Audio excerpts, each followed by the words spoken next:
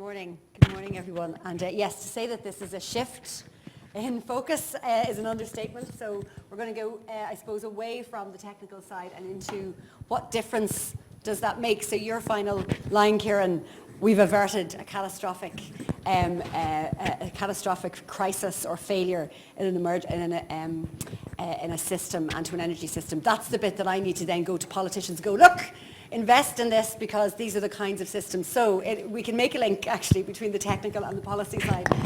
But I suppose just to introduce myself, my background is, so I have an interesting background I suppose when it comes to cybersecurity. I have spent 4 years in my previous role as the head of the National Child Protection Charity in the Republic of Ireland. So I had the benefit and the benefit of working with a number of cybersecurity and security professionals from a child protection point of view.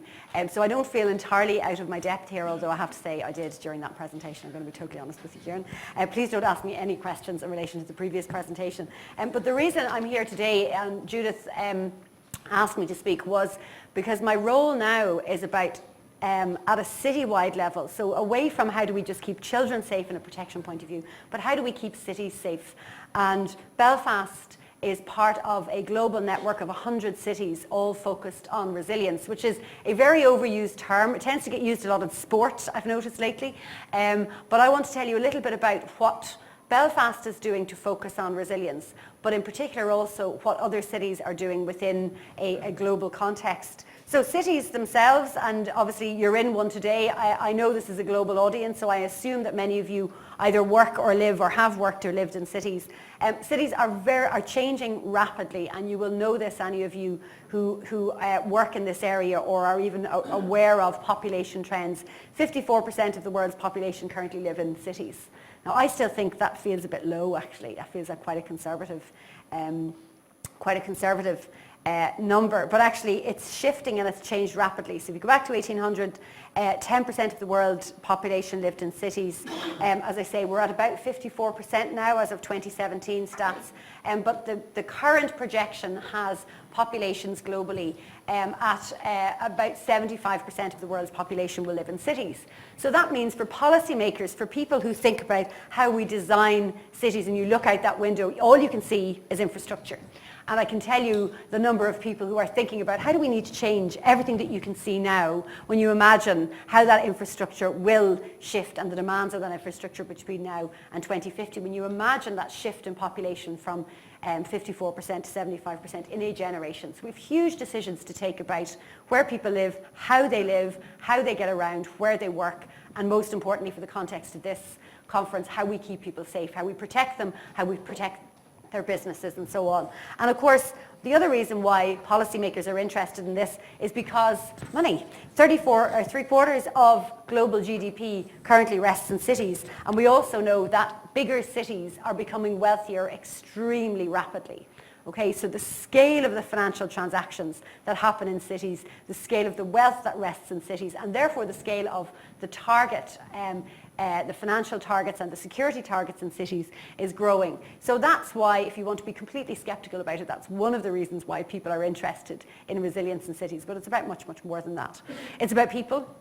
So we know, again, the more people who live in cities, the more we are experiencing chronic and risk of chronic failure. So these are, so everything from flooding, and I will talk a little bit about flooding in Belfast, but flooding in Jakarta, the bridge collapse, so major infrastructure collapse. Anybody here from Italy or who has worked in Italy will know that the Italian government is spending a lot of time now thinking about investments and major capital investments because they have had major infrastructure collapses. In Italy, overcrowding, continued overcrowding, and an issue that you will hear more and more, and we are probably hearing more and more already, is the issue of air pollution. And it's becoming an issue that is much better understood as a public health issue, but also as an issue that's going to affect our lives and how we live our lives. And that's air pollution in Mexico City, but we do have pockets of air pollution that breaches European standards in Belfast, and depending on where you live, and I also do some work in London where air pollution is a major issue and a major factor and an area of risk. So before I go on to cyber resilience, just to talk a little bit about resilience and I suppose how it's thought about and how it's thought about in Belfast. Again, this is a global audience, so I don't want to make any assumptions, but when I took up the role a year ago, I was amazed by the number of people who said, Belfast is extremely resilient. We've had 30 years of troubles. Of course, we understand resilience. Belfast is extremely resilient when it comes to emergency planning. Okay, so we are very, very good as a city in preparing for short-term risks and in preparing for short-term security issues. And some of you may vastly disagree with that, by the way, and do please feel free. But in terms of what happens when a fire catches hold in a major building in the city centre, we're very good at responding to that. We are less good as a city in planning for the long term. So we over-plan for the short term and we under-plan for the long term. And that's what the data tells us. So as a city, we now need to change how we make decisions at a policy level and get on top of some of those longer term risks. And this is one of them. So the Met Office is being extremely helpful by producing really, really good data on how sea levels are going to change in the next 100 years. And by the end of this century, those two scenarios, in the blue box, a low CO2 emission scenario, we know that sea levels are going to rise at somewhere between 11 centimetres and 52 centimetres in Belfast. And that's going to happen. So it's not a matter of how do we stop that from happening, it is a matter of what do we do and how do we prepare for that. And that's in a low CO2 emission scenario, and we're not currently in a low CO2 emission scenario. We're currently in a medium to high CO2 emission scenario, which is the red box. And apologies if you can't read these numbers, but the red box shows at somewhere between right up to 94 centimetres will be the level of sea level rise in Belfast. Now, if you've heard the news this morning, you'll know the head of the Environment Agency for the UK has said that there are vast parts of the UK that will have to change where they live, communities that will have to move because of sea level rises. So my job, the job of my colleagues in the City Council, and working with some of you in this room, but certainly working with agencies across this city and other cities, is how we prepare for sea level rises. Okay? And some of the big questions for us, and I'm sure for you, is you're sitting very, very close to a port.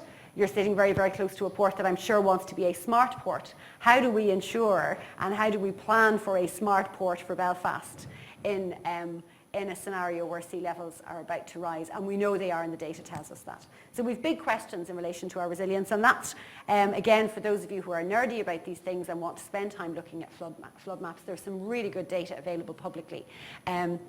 But Belfast, the entire city of Belfast, is considered, according to flood risk professionals, an area of significant flood risk. So the entire city, that makes us relatively unique. Some cities, only parts of the city are susceptible to significant flood risk, and the entire city of Belfast is. And when you add in the climate data, you'll see what happens. So here's today, and here's what will happen to the city in the next 60, 70, 80 years as water becomes very present in our city. And I was very struck by, and I haven't read the report, so this is just I was struck by the comments by the head of the Environment Agency this morning when she said, you cannot win the war against water. And that means, and I think that was a really prescient comment, because actually and I don't know if any of you are involved in built environment or have ever worked with architects or structural engineers, but there's a changing view in the world of the built environment, which is 100 years ago we built cities to keep water out. We now need to build cities and develop and design our cities to learn to live with water. You will not win the war against water. What you can do is you can build cities where water becomes part of the city, and you do that in a safe way. So we have some big questions, and I just wanted to mention, and then I will talk about cyber resilience, I just wanted to mention something that hit the city of Belfast in August of last year. So I took up the role in June. I'm not an emergency planner. It was not the intention that I would spend 5 months of my life responding to a fire in a building, but Bank Buildings is a grade B listed building. It housed Primark, the affordable clothing range, and it went on fire at the end of August, and it burned for 5 days. And it's a sandstone building, and that's a horrible picture of the clock going on fire. But what we found in the council after 5 days was the need to put up a cordon around the building. So it was a 62 metre by 27 by 22, so it was gargantuan in size. Very, very large listed building. In fact, I think I said at the time you would be hard pressed to find a larger building that was as structurally unsound anywhere in Europe that we had right in the city centre. You couldn't have written the scenario. There were no lateral supports on any of the 4 walls. We had to put up a major cordon, split an already divided city in the middle of the busiest retail period when we already could see that we were on a retail downturn. Oh, and the final thing is the entire building was sitting on a culvert.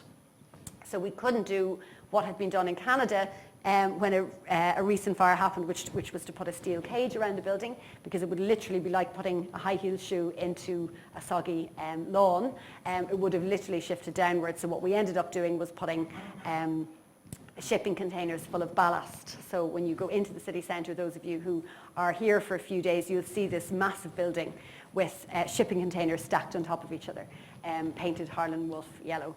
And that's the reason it looks like that, is because there's a culvert. So Belfast is built on very, very soggy ground, and some of our listed buildings are shifting downwards, and when they go on fire, it only makes it more difficult. So the reason I'm telling you all of that is the city, and every city will face these problems.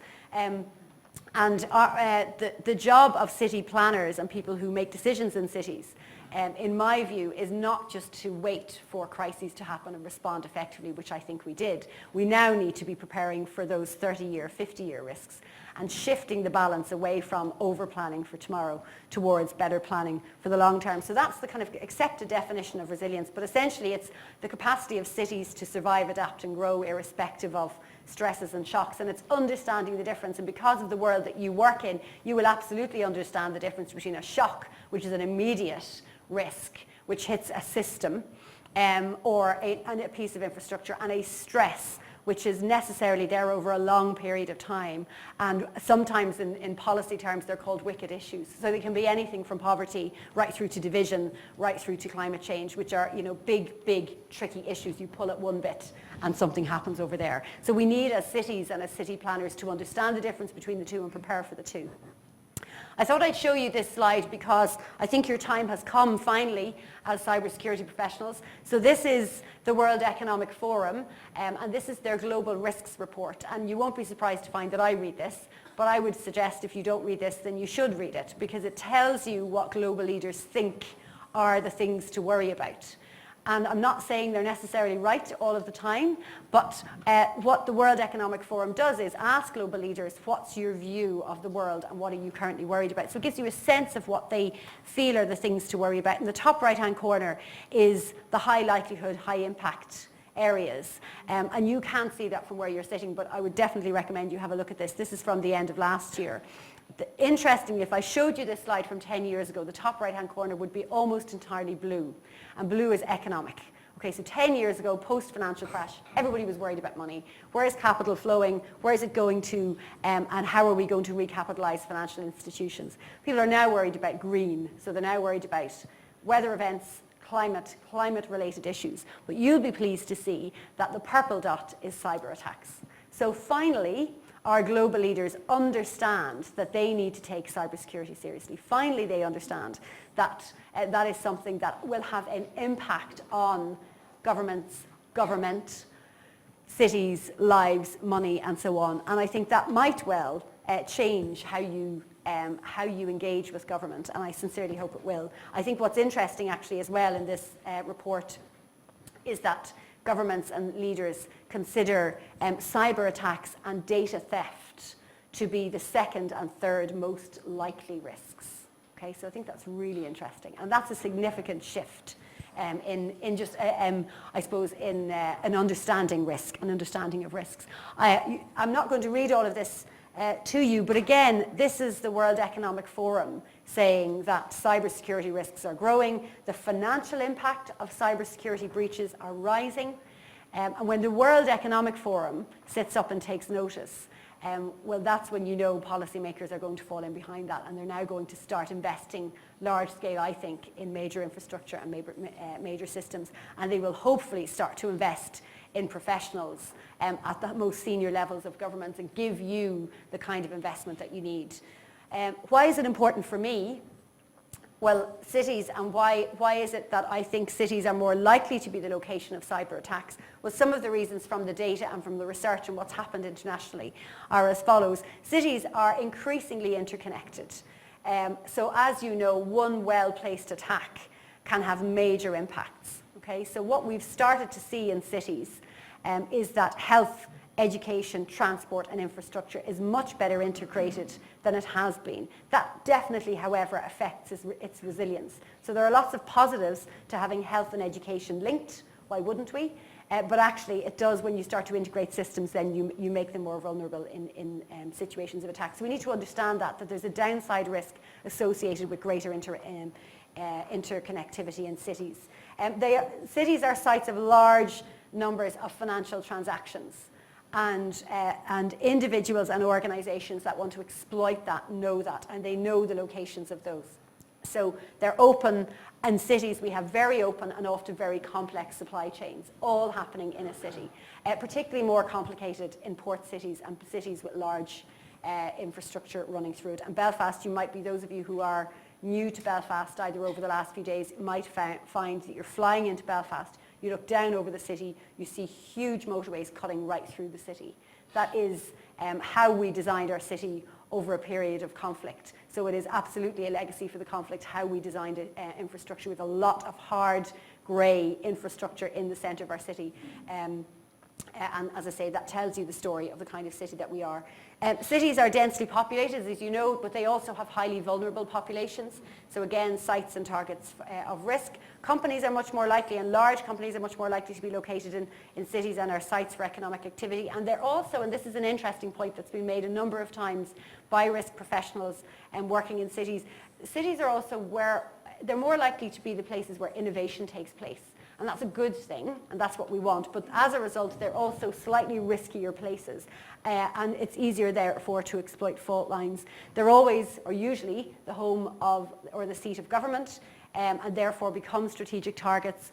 They're transport hubs, and often an interconnection between air, land and sea at a large scale.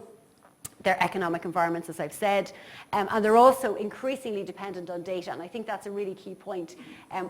What I've been and what colleagues of mine and commissioners across the 100 cities that I work with have been trying to stress to government is, yes, we want to build smart cities. Yes, we want to build innovative places in cities, but we have to build security in from the start. And I'm saying this to a group of people who, you know this far, far better than I do, but I cannot tell you how difficult that argument sometimes is.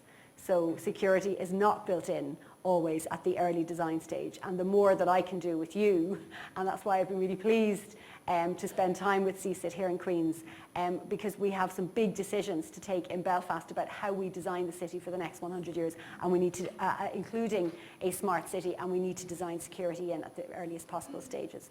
Before I finish, I wanted to mention two cities, Rotterdam and The Hague. Is there anybody here who's either from there, has worked there, knows a little something about them? I want to just mention both of them because they're both interesting cities in terms of how they've approached cyber resilience at a policy level. And both of them have developed or are in the process of developing a resilience strategy for the city, which Belfast is also doing. Rotterdam, and I won't tell you much about the city, but what they've done is they have, so first of all, Rotterdam is a port city. Okay. It's also a city that 15 years ago made some very big decisions about the kind of city it wanted to be. So it took some very strategic decisions around putting the port at the centre of the city, and I don't mean in design terms, but actually Rotterdam becoming known as a port city, putting a lot of investment and investing their economic future in their port, probably more than other cities, port cities in Europe had done. So first of all, they identified cybersecurity as one of the 6 major challenges facing the city. I would say to you, don't underestimate that, and I don't know if any of you work at a policy level or work with governments, but getting governments, whether they're city governments or national governments, to agree on what the 6 challenges are facing the city or facing government is extremely difficult. Okay? So one of the things that I'm trying to do in Belfast is to make Belfast more risk aware and get some collective agreement across our politicians as to what we should be collectively concerned with. So I'll give you an example. My view is every city should have a recession plan. We should know exactly where the next recession is likely to come from. It could be 4 or 5 different reasons for a recession, but we should absolutely have a recession plan in a drawer somewhere that you pull out and say, okay, it's a retail-led recession, here's what we need to do. Here's the kind of changes we need to make to the labour market. Here's the kind of changes we need to make to our infrastructure and our technology. Cities naturally haven't done that in the past, because it's been central government that has done that. But more and more now the public and even central government expects cities to be better able to plan for risks. So actually Rotterdam actually being able to agree what those 6 areas of priority are is a major win. And what I would love to do is for Belfast to agree that cyber security is one of the areas we now need to be facing. And I'm not just saying it because I'm in a room of cyber security professionals or security professionals. They also recognise the importance of cyber-proofing infrastructure. Again, a big win. Because when you do that, it changes how you design infrastructure, it changes who's in the room. When you're deciding on infrastructure, it changes the cost and the way in which you structure the financial model for that infrastructure. And in their case, particularly water management. They set a specific goal in Rotterdam that they would become, as I said, a cyberport city. That's a 15-year program, that's a 30-year program. So again, that's not a small decision to take, but also that its port would be more than just a smart port, but a secure smart port. They identified the gap, and I think this is really interesting that they've done this. They identified the gap between investment in cyber technology and cyber security. So in other words, an awful lot of money going into the technology, but not anywhere near as much in relative terms going into security. They agreed on the need for a citywide strategy on cyber resilience, and they set up a citywide working group to establish the following: a port cyber resilience officer, so a single person, a single resource to support coordination. I think they're the only city in Europe currently with a single resource focused on cyber resilience in a port. I'm amazed to find that, actually. I'm amazed when you think of the amount of people, investment, extremely important hardware, software that travel in and out of our ports across Europe, and how little focus there is on cyber resilience and how little resource is given to cyber resilience. They established a cyber co-op, which is a very, I suppose, Rotterdam term, a cyber co-op to promote cyber products and services, share learning and practice. I think we've got a lot of work to do in Belfast, actually, in terms of doing that. Setting up a cyber notification desk to allow real-time cyber incident notification. So again, giving them the data that they need and giving the city the data that it needs, and established a cyber threat intelligence watch to monitor cyber threat signals. So again, not only did they identify cyber and cyber security and cyber resilience as a policy priority, but they put the resources in. How am I doing for time? Am I all right? Yeah.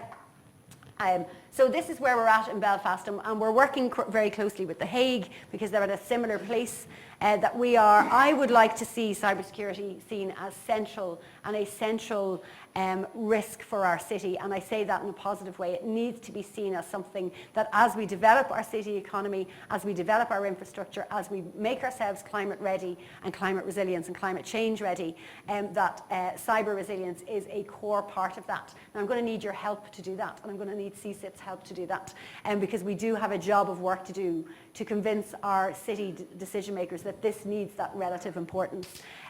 We're linking our cybersecurity priorities to those of the networks of companies and businesses, and I know CSIT has been really leading the charge with the Cyber Hub, NI Cyber, but we need to do more of that. So networked cities are more resilient cities, and all of the data, if I tell you just literally, if you compare 2 streets that are flooded, the street where neighbours know each other are less likely to be impacted, or will be impacted in a different way. So cities where networks are strong are much more resilient, so we need to be bringing together business networks.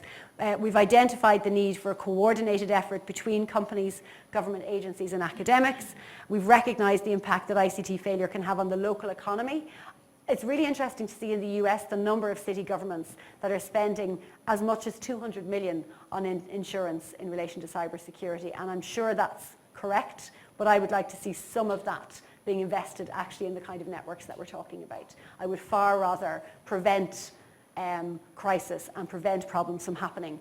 Of course, you need the insurance to go with it. And both cities, The Hague and Belfast, are launching resilience strategies later this year. And as I say, I really hope that I can, with you, convince our city leaders that cyber resilience is at the heart of ours. I'm happy to take questions. I'm around for a little while.